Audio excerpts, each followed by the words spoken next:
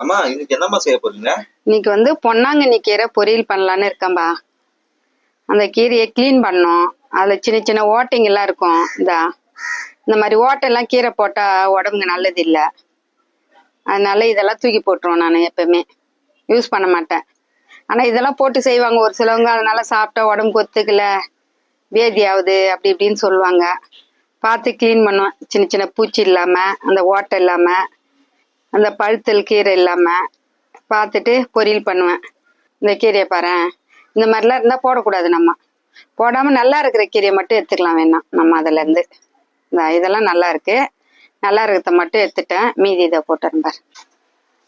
3 தரம் இந்த கீரையை கிளீன் பண்ணிடணும். பண்ணிட்டு நம்ம இந்த மாதிரி ஒன்றும் பாதிமா கீரையை கட் பண்ணிக்கணும், எடுத்துக்கணும்.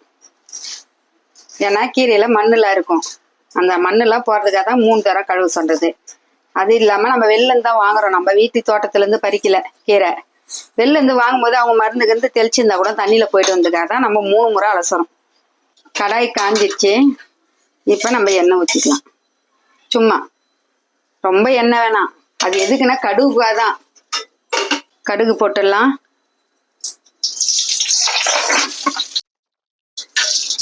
உளுந்து போட்டுடலாம். ஒரே ஒரு காஞ்ச மிளகாய் போட்ட, கொஞ்சம் கீரை போட்டுடலாம். உப்பு சேர்த்துக்கலாம்.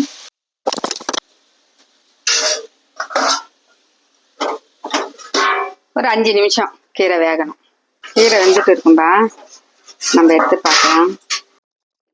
தேங்காய், கடலைப்பருப்பு, கொஞ்சம் உளுத்தம்பருப்பு, ஒரு பாதி பச்சை மிளகாய் போட்டு கருவேப்பிலை போட்டு வச்சிருக்கேன். இதை போட்டுடலாம். கீரை ரெடிப்பா. இதே மாதிரி நீங்களும் தினமும் கீரை செஞ்சு சாப்பிட்டு பாருங்க. ஏதாவது ஒரு கீரை வாரத்துல. இந்த வீடியோவை லைக் பண்ணுங்க. என் மருமக சேனலுக்கு சப்ஸ்கிரைப் பண்ணுங்க. நன்றி, வணக்கம்.